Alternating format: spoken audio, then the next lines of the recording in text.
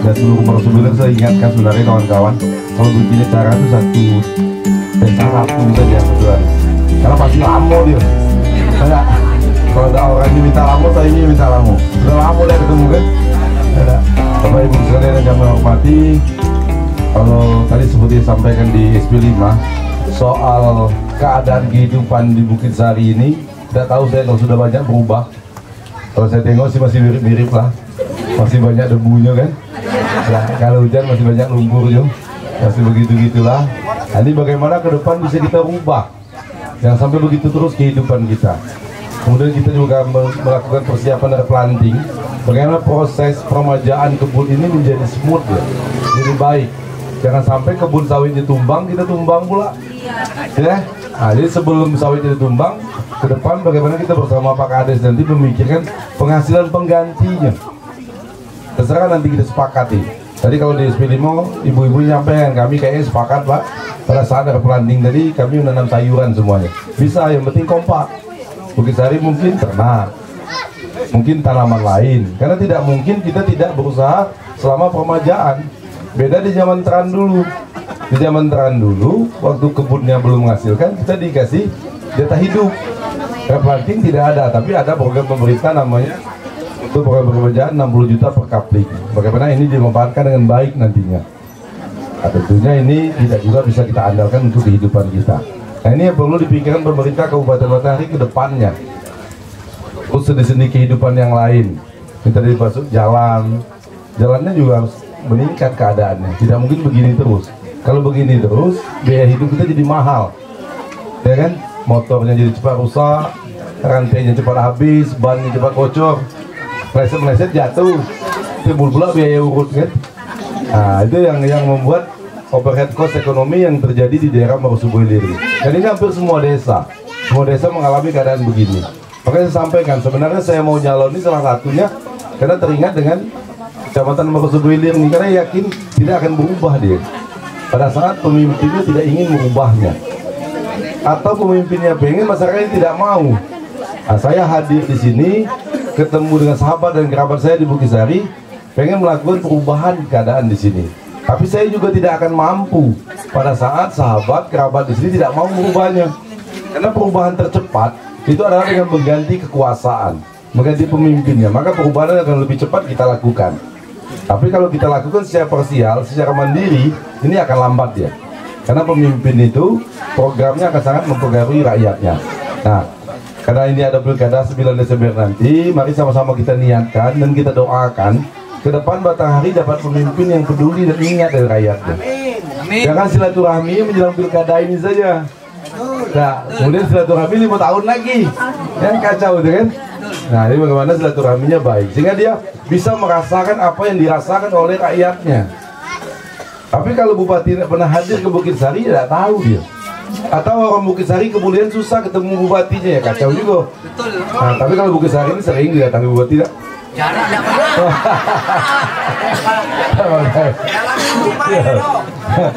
Sekali sering Bang. Ya, 5 tahun sekali pas nak pilkada ya. Jadi disampaikan dengan SP5 itu bagaimana Pak silaturahminya? Kalau memang dibuat Tuhan, diberi amanah oleh rakyat Batanghari, ya silaturahminya pada saat seperti saya camat dulu lah. Yang main ke rumah bebas, saya juga main ke rumah ibu sekali macam dulu lah. Lapar numpang makan, ya kan? Saya kan banyak makan ke rumah di Bukit Sari ini, ya. Pokoknya datang jam makan di numpang makan. Nah, di beberapa tempat di Bukit Sari itu saya sudah berasa begitu. Dan itu akan terus kita langsungkan. Karena janji Allah, silaturahmi yang baik itu akan memudahkan urusan kita, memudahkan rezeki kita dan memanjangkan umur kita. Nah, beberapa minggu yang lalu, bulan lalu ya, Mbak ya, Pak Trimo ya, ketemu Mbak nih. Wah, ternyata Mbak sudah hidupnya sudah happy sekarang. Itu salah satu dampak positif dari silaturahmi dari Mbak. Ya. Nah, ini ke depan ini bagaimana kita baik keadaan kita. Nanti kalau memang ada hal-hal yang mungkin karena sudah 5 tahunan saya ini tidak bekerja lagi di sini, ada hal-hal yang mungkin yang tidak saya ketahui, sama-sama kita sampaikan. Tapi itu kita niatkan ke depan Batanghari dapat pemimpin yang peduli dan ingat dengan rakyatnya. Ya. Nah, apabila itu kita lakukan dan kita dapatkan, kehidupan kita akan bisa berubah. Kemudian dalam rangka corona ini, kebetulan saya sedikit memahami tentang corona, saya sampaikan bahwa virus ini lemah tapi mematikan ya. Nah, jadi kita juga tetap harus waspada, teruslah jaga kebersihan, jaga stamina, ya. Tidak boleh terlalu takut, tapi juga tidak boleh terlalu sok jagoan. Nah, jadi kalau terlalu takut itu akan membuat imun tubuh kita tidak akan diproduksi secara alami. Imun tubuh itulah yang akan secara alami dibuat Tuhan untuk melawan penyakit apapun yang masuk ke tubuh kita.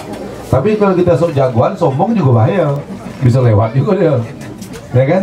Nah, ini khususnya yang punya penyakit ginjal, yang punya penyakit gagal ginjal segala macam, nih hati-hati dengan virus corona, karena akan lebih mudah dipicu oleh virus ini. Urutan di bawahnya sakit jantung, urutan di bawahnya lagi tuh, nah yang bagus nih diabetes, yang urutan di bawahnya lagi hipertensi. Nah, tapi sepanjang kita tidak ada penyakit itu, mudah-mudahan aman-aman saja. Nah, bisa kena tapi tidak terlalu mematikan, Bapak Ibu kita lihat.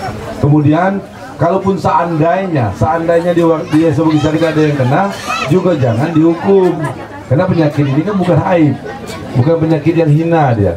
Kemudian penyakit ini juga tidak diminta datangnya, pasti tidak sengaja. Ini kamu pengalaman di Bogor Jambi nih, ada warga yang dicurigai sakit corona, belum juga positif, dicurigai meninggal, nggak ada yang mau menguburkan dan mandikannya. Lah, nunggulah dari pemerintah daerah. Nah, jangan terjadi di Bukitsari, karena ini merusak silaturahmi di antara kita bersama. Nah, tapi kalau memang yang ada yang sakit ya harus isolasi diri, ya. Karena corona ini menyebar melalui droplet dan aeroplane namanya. Jadi droplet air liur, air mata, ya, keringat. Kemudian kalau aeroplane itu dari bersin-bersin itu, makanya disuruh jarak-jarak 2 meter kan. Tapi kalau yang bersinnya kencang lebih 2 meter ya. Nah, jadi pakai masker itu sebenarnya bukan menghindari tapi mengurangi saja. Tapi sepanjang badan kita kuat, dia akan mati sendiri. Begitu banyak sebenarnya penyakit ini di Indonesia yang sudah sembuh sendiri orangnya. Jadi ibu-ibu itu waspada tapi tidak boleh ketakutan. Saya pengen mendengar saja sebenarnya dari ibu-ibu sekalian. Saya ini kalau dimasuk mobil tidak bisa ngomong banyak, Bu. Lebih pengen ngobrol biasa, Bu. Karena kalau masalahnya saya paham, ya. Sepanjang tidak berubah deh. Masalahnya mirip masalah itu dulu lah, ya. Makan debu, makan lumpur, ya.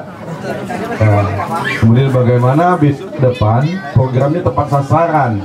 Kita sering mendengar bantuan yang tidak tepat sasaran. Bantuan kepada orang miskin itu tidak boleh didapatkan oleh orang kaya. Karena kalau dapat oleh orang kaya berarti kita mendoakannya miskin. Nah, kemudian bantuan untuk anak sekolah ya dapat oleh anak sekolah. Anak tidak sekolah tidak boleh dapat bantuan. Kedepan ini harus kita benahi, karena sistemnya sudah maju sekarang. Tinggal bagaimana keinginan pemerintah daerahnya mau tidak membenahi. Karena kehidupan itu dinamis. Tahun ini miskin, tahun depan bisa tidak miskin ya. Tahun ini senang, tahun depan bisa miskin gitu. Tapi kita niat dan kita rencanakan ke depan bagaimana kemiskinan ini hilang dari Kabupaten Batanghari. Salah satunya dekat Bukitsari. Nah, kalau kakeknya miskin, kemudian anaknya tidak lagi.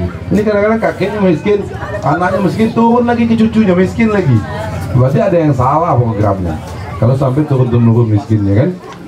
Jadi sepanjang ada yang tidak mampu, ke depan tetap harus kita bantu. Tapi kita niat dan rencanakan dia tidak miskin lagi. Karena yang namanya bantuan itu tidak akan membuat kita senang. Bantuan itu cuma membuat seharusnya mati jadi tidak mati, seharusnya lapar jadi tidak lapar. Makan enak nggak bisa juga dengan bantuan. Ya bantuannya 600.000, kalau mau makan enak seminggu habis dia kan. Ya. Nah, jadi tetap bagaimana kehidupan masyarakat bisa menjadi sejahtera di kemudian hari. Itu Pak Kades ya. Nah, Pak Kades tambah sehat ya badannya. Ini mau maghrib udah apa kita lanjut terus ya. Ya. Saya pengen dengar lah nanti dari ibu-ibu, bapak sekalian. Nah lah, lampunya masjid gitu. Ya. Ya, 15 menit lagi. Nah, jadi saya pengen dengar dari bapak ibu sekalian, karena begitu banyak hal-hal yang harus kita ubah di Kabupaten Batanghari.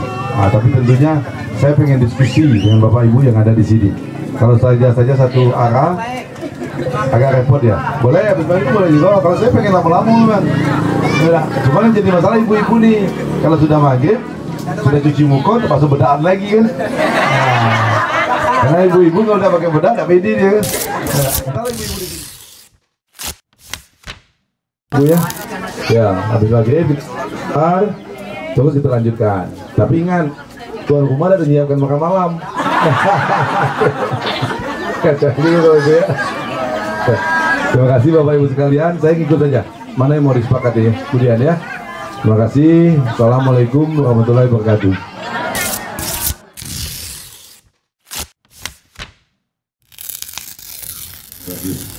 Kamu dari Pak Basis tadi. Kalau memang nanti niat kita ini dijawab Allah dan memang diberi amanah oleh masyarakat, jadi kita akan meluncurkan 3 beasiswa nih. Yang pertama beasiswa kepada anak kurang mampu yang kebetulan masih semangat sekolah. Jadi nanti di beasiswa sampai ke tingkat sarjana. Yang kemudian kita akan memberikan beasiswa kepada anak berprestasi. Terserah prestasinya di bidang apa nih? Macam-macam ya.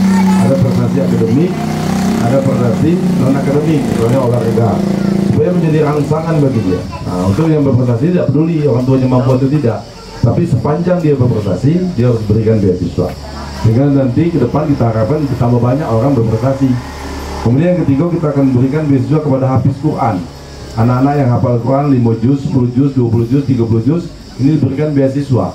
Dan mudah-mudahan ke depan tambah banyak orang hafal Quran di Kabupaten Batanghari. Jadi mau kira-kira kerangka beasiswanya begitu. Soal nanti dia ternyata minat menjadi dai, berarti dia memilih sekolah yang di bidang dakwah. Nah, beasiswanya akan menanggung untuk anak yang akan masuk di bidang dakwah. Kita memang khawatir di Batanghari ini, ternyata pengajaran agama ini semakin hari semakin berkurang ya. Nah, jadi kalau kebetulan di sini mayoritasnya Muslim, jadi orang ngaji malam itu kurang sekarang. Nah, banyak lagi, udah tahu udah pergi sehari. Masih banyak yang ngaji malam. Masih ada lah. Masih ada, tapi kalau anaknya 100 yang ngaji malam 10. Ada. Nah, jadi ke depan ini yang gitu harus benahi sama-sama. Setelah itu mungkin kiatnya ke depan kita akan datangkan guru ngaji itu ke sekolah. Di sekolah SD diajar ngaji. Yang agama lain juga begitu. Karena membangun manusia itu dia harus lengkap, dia harus utuh. Badannya harus sehat, otaknya harus cerdas, imannya harus kuat. Baru jadi manusia yang utuh dia. Nah, tapi kalau dia badannya sakit, otaknya bengak pula, iman tidak ada, itu jadi beban gitu. Ada balak dibuat itu bagi orang tuanya. Nah, ini yang depan harus kita benahi. Kemudian menyangkut anak muda. Anak muda ini kan tenaganya lebih. Kemudian pengen mencoba semua hal anak muda. Untuk menghindari dari hal-hal negatif, contohnya narkoba, dia harus dikasih, orang ini, anak muda ini harus dikasih kegiatan positif. Dari mulai jenjang SD ke dia tamat SMA. Kegiatan positifnya macam-macam, bisa jadi seni, musik, olahraga. Wadah ini yang harus kita siapkan, sehingga nanti ada kompetisi yang secara reguler dilakukan di Batanghari, dari mulai tingkat desa, tingkat kecamatan sampai tingkat kabupaten, sehingga dia disibukkan dengan hal-hal positif. Tapi kalau tidak ada gawenya macam itulah dia, nongkrong-nongkrong naik koran, tawari kawan di narkoba pakai dia. Nah ini balak lah, kalau sudah pakai narkoba balak lah bagi orang tuanya. Karena orang yang pakai narkoba itu pada saat dia tobat, dia tidak bisa menjadi manusia utuh lagi. Beda dengan perampok atau penjudi tobat, dia bisa jadi utuh jadi manusia karena otaknya belum atau sarafnya belum konslet. Tapi kalau kena narkoba, dia tobat, dia tidak akan utuh jadi manusia lagi karena sudah ada yang konslet, sudah ada yang putus saraf-sarafnya tuh. Dia galak bengong, beda kan? Nah itu yang harus kita hindari ke depannya. Jadi anak-anak muda dia harus diberi ruang, diberi kesempatan untuk mengembangkan minat dan bakatnya. Maka karena Batanghari ini sudah jauh dia memperhatikan itu, tidak mungkin kita lakukan sekaligus. Jadi ke depan kita akan membangun suatu ruang di setiap kecamatan, kira-kira 5 atau 10 hektar, yang di dalamnya ada tempat olahraga, ada panggung seni, terserah seni apa, nak campur sari, nak reok, sehingga tiap malam juga digantian tampil. Kemudian ada balai adatnya di situ, supaya orang bisa mengembangkan minat bakat tentang adat. Kemudian ada rumah bunda namanya. Rumah bunda ini tempat pengembangan potensi ibu-ibu. Kita akan kita bangun di 8 kecamatan. Kemudian ada playgroundnya, tempat anak-anak main. Kemudian ada tempat pusat jajanan kulinernya, sehingga jadi tempat wisata sekaligus belajar di situ. Yang kalau bahasa Pak Basis tadi di Jogja rumah taman pintar namanya. Nah di sini pakai bahasa sini we. Sesuaikan dengan kondisi lokal kan. Nah, berlanjut ke wisata. Jangan pernah mimpi kita punya tempat wisata kalau jalannya masih macam ini. Bagus pun tempat, orang nggak mau datang. Orang datang jatuh 2-3 kali, mana mau dia tempat wisata. Jadi infrastruktur dasarnya belum selesai di Batanghari ini. Ini yang kita harus selesaikan dulu. Karena yang namanya wisata itu kebutuhan tersier dia. Primer, belum selesai nih matahari. Terima kasih. Kita sudahi jalan ini, kemudian baru jalan akses ke tempat wisata tadi. Baru dibuat tempat wisatanya. Di desa-desa di Jawa yang maju itu karena infrastruktur sudah selesai. Pada saat tempat wisata dibangun, dia langsung jadi dia. Apa nama desa? Apa Bongo? Ada desa Jonggol. Begitu. Kalau di Bogor Jambi ada danau Tangkas sama desa Tanjung Lanjut. Bung jalannya sudah beton. Ada danau dikembangkan pakai perahu berdana pun di jalan aja. Tapi kalau Pak Basis bikin tempat wisata di sini, kata orang SP4 enak gitu, main ke danau Babe gitu deh, jalan di WC kan gitu. Nah jadi itu belakangan kita mikirkannya setelah jalannya lancar dulu, kalau gitu ya. Ini nyambungkan sampai Pak Agus tadi. Ya menjadi aneh juga kalau ada sekolah, cuma kalau sekolahnya PNS kan. Karena di pemerintahan itu untuk setiap fasilitas umum, fasilitas negara itu ada analisanya. Pada saat kita membangun SMP, berarti perlu guru berapa? Perlu guru 20. Tenaganya harus disiapkan, jangan gedungnya dibangun, ya kan? Atau tenaganya siap, gedungnya tidak ada, salah juga.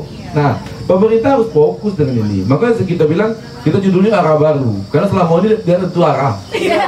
Nah, betul ya. Nah itu yang kita harus bagus-bagus. Sekarang jelas setiap PNS yang jadi pegawai 11 tahun tidak boleh pindah. Nah ini pegawai yang baru masuk kemarin 2 tahun yang lalu itu 11 tahun tidak boleh pindah. Nah, tinggal bagaimana ke depan pemerintah menjadi adil. Sudah jelas-jelas kalau ngajar di Bukisari ini penderitaannya lebih, berarti insentifnya harus lebih dia. Dibedakan dengan orang yang ngajar di Kota Bulian, ya kan? Kenapa? Beli barang lebih mahal dia, ongkosnya lebih mahal. Nah jadi harus dibeli, namanya tunjangan kemahalan, kalau istilah kerennya itu. Jadi tunjangan kemahalan itu adalah pengganti dari selisih hal yang dibuatnya, yang di tempat lain tidak perlu keluar dananya. Ya, nah, definisinya begitu, sehingga menarik bagi orang untuk ngajar di tempat jauh. Kalau dia tetap tinggal terusnya. Di sini cuma kalau sekolahnya mungkin di SP4 adalah berdua bertiga kan, maksud tidak kuranji berdua bertiga pula. Nah, lama-lama tambahlah ketinggalan gitu. Mano saro, mano pengak pula anak-anak gitu kan. Itu pun belum cukup, karena sekolah di Matahari yang gurunya lengkap juga anaknya tidak bisa bersaing. Masuk unjawe payah, ya kan? Masuk SMA di Jambi juga payah, apalagi masuk pesantren terasa dia ketinggalan. Ini anak-anak kita di desa-desa di maksud berapa yang masuk pesantren bakal ketinggalan di awal-awal dia. Kenapa? Mendapat pengajaran yang tidak sama dengan kawannya di tempat lain. Nah ini ke depan harus kita baik juga. Gurunya harus ditambah ilmunya. Jangan ilmu lama itulah. Kalau ilmu lama itu masih ketinggalan. Bang ilmu berkembang terus kan. Nah ini itu banyak hal yang dilakukan. Nah jadi sampailah nanti ke fasilitas kesehatan.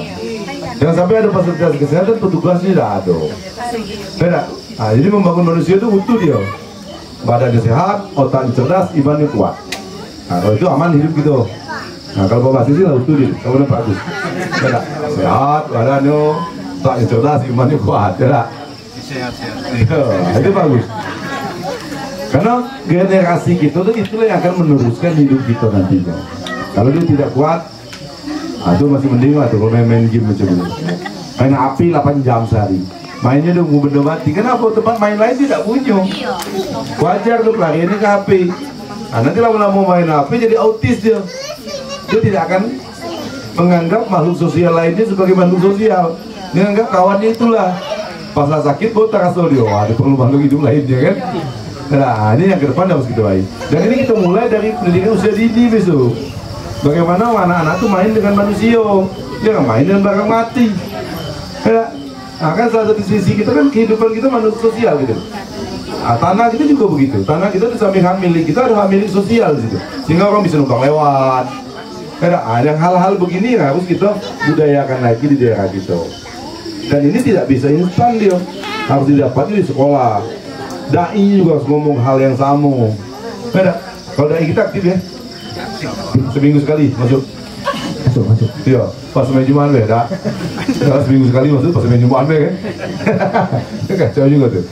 Nah ya, Pak Basis, Pak Agus ya, begitu. Saya sepakat ya Pak Agus tadi, bahwa gurunya harus ada. Terserah gurunya mau PNS mau kontrak, tapi gurunya harus ada dan mumpuni. Apalagi SMK, jelas-jelas keahlian, pendidikan vokasi begini kan langsung menghasilkan orang yang ahli. Bengkelan dia ahli buka bengkel. ya kan? Masak memasak juga ahli masak memasak. Ini taman SMK jurusan tata boga, balik ke rumah nggak bisa masak dia, kacau juga kan? Nah, jadi besok harus jelas. Jadi intinya tetap di tenaga pengajar dan di sarana prasarana berarti. Ada kenapa tadi? Pertanyaannya? Itu tampaknya Pak. Itu ya. Nah, jadi kalau wisata itu sudah itu dia dasarnya. Udah aspal jalanin semua, baru bikin wisata pula. Tidak? Karena kalau ada aspal, Gunung Kerinci itu bagus tuh. Cuma kalau fasilitasnya upaya itu susah mendatang dulu. Sekarang sudah mulus jalannya, sudah tidak berlebihan kan? Nah, begitu banyak tempat wisata yang potensinya ada, tapi karena sarana prasarananya tidak baik, akhirnya tidak bisa didatangi orang. 80% warga desa Bukit Sari ini adalah penggarap hutan negara. Secara hukum masuk wilayah WKS dan RHS. Sementara informasi terakhir yang kami dapat bahwa program replanting itu boleh dilaksanakan oleh petani selain yang memiliki sertifikat, artinya SKT pun boleh, dengan catatan lahan tersebut tidak bermasalah, dan begitu. Jadi macam mana caranya biar lahan ini tidak bermasalah? Jadi saran dari orang-orang kehutanan, makalah bentuklah kemitraan antara petani dan perusahaan setempat yang itu. Jadi yang menjadi kendala sama kami di sini, di situ ada poinnya bahwa tidak mengalih fungsikan hutan, merubahnya kan gitu. Jadi sebagai petani kita diharuskan menanam kembali. Ini yang berat itu. Jadi kalau dari kehutanan katanya itu nggak apa-apa, itu cuma kata-kata saja, nggak mungkin itu dirubah kan begitu. Cuman kami kan sebagai masyarakat takut. Nah, jadi macam mana caranya biar lahan kami ini bisa terbebaskan sehingga kami bisa ikut program replanting itu. Karena program replanting itu bukan cuma lahan yang sudah tua, artinya yang muda pun boleh dengan istilahnya gagal tanam, faktor bibit dan lain sebagainya kan gitu. Jadi mohon harapan kami kepada Bapak untuk kiranya dapat memperhatikan hal itu. Kalau seandainya nanti Bapak jadi, dan kami pun berusaha macam tipu daya kami mendukungkan begitu. Semoga kiranya Bapak nanti bisa menjadi Bupati Batanghari ini. Mungkin itu saja yang dapat kami sampaikan. Kurang lebihnya kami mohon maaf. Wabillahi taufiq wal hidayah. Wassalamualaikum warahmatullahi wabarakatuh.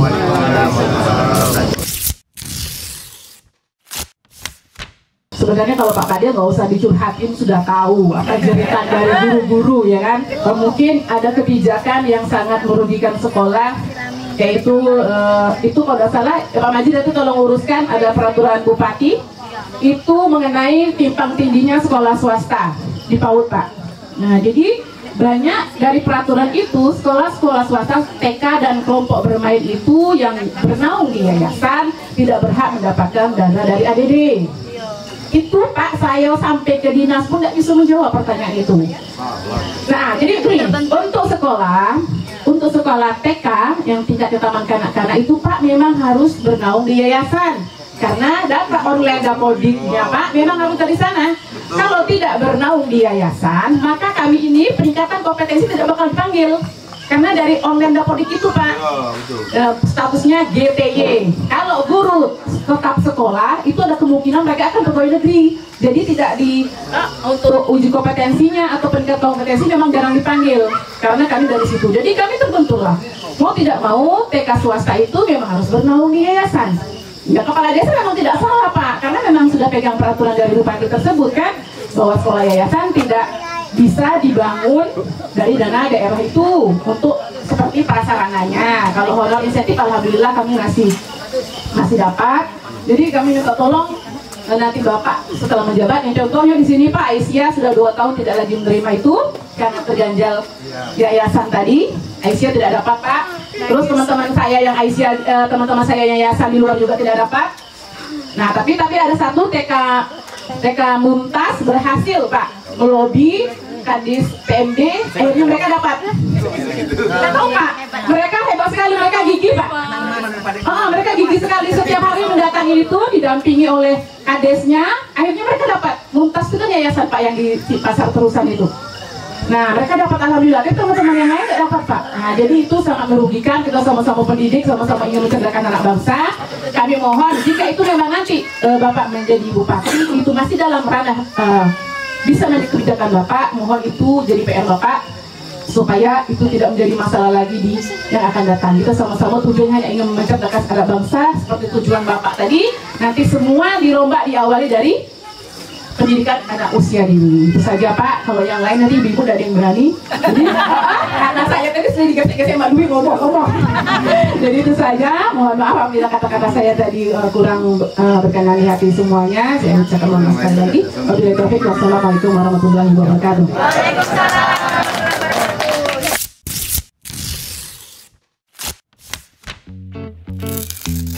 Ya kami mengharapkan, apakah ada harapan kami ini kan yang udah lama mengabdi, ya enggak? Dari tahun 97 sampai 2020 nih, ya gini-ginilah kami kan. Itu seperti itu yang ngabdi ini. Kami kalau kota dirinya memang benar Pak, mencari dana sendiri lah Pak, karena tidak ada perhatiannya. Dari kabupaten itu tidak ada. Saya melihat di SMK, di SMP, seperti komputer atau alat pertanian itu Pak tidak memadai Pak. Assalamualaikum warahmatullahi wabarakatuh. Terima kasih saya semuanya. Mohon maaf Bapak Patial tidak bisa datang tadi Pak. Dia sudah berapa malam menginap di Mersam. Jadi berbagi wilayah sementara. Kalau tidak berbagi Pak tidak terkejar kita. Jadi Pak Batia sudah 3 malam tadi berada di Mersam, baru siang tadi balik. Kayak kelihatan memang capek dia. Jadi jam berapa? 1:30 tadi dia balik. Jadi tidak bisa dia nak kesini. Yang jelas saya tahu semuanya terwakili oleh Bapak Muhammad Fadil kita. Mudah-mudahan Bapak semua puas. Saya lihat memang puas gak Pak ya. Ibu-ibu juga. Ibu-ibu yang lebih-lebih puas nih Pak. Apa nengok gagahnya.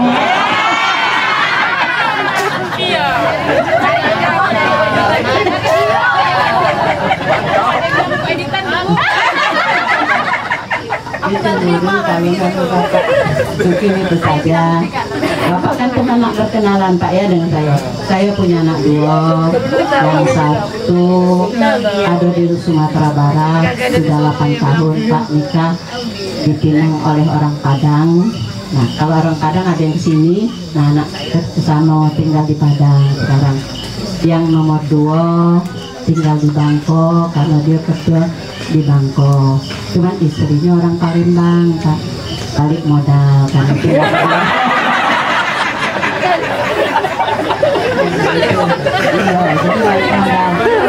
Cuman syukur alhamdulillah kami mungkin bisa sepenuhnya nanti bersama-sama dengan suami kami untuk membangun Batang Hari. Amin. Allah menijabah cita-cita kita, harapan kita. Saya yakin kalau niat kita baik pasti mendengar. Amin. Mungkin itu saja dari saya. Terima kasih. Wassalamualaikum warahmatullahi wabarakatuh. Mudah-mudahan PKK kita maju karena kami berdua ini adalah istri yang setia pada suami.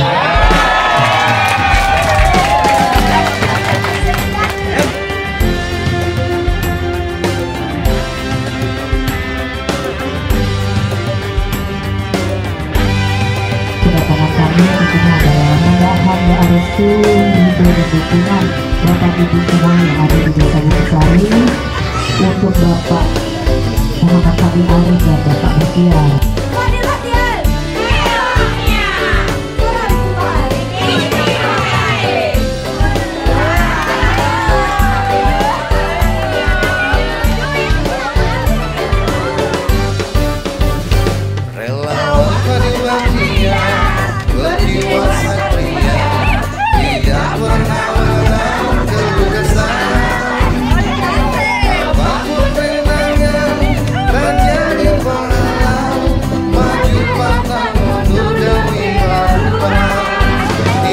Selamat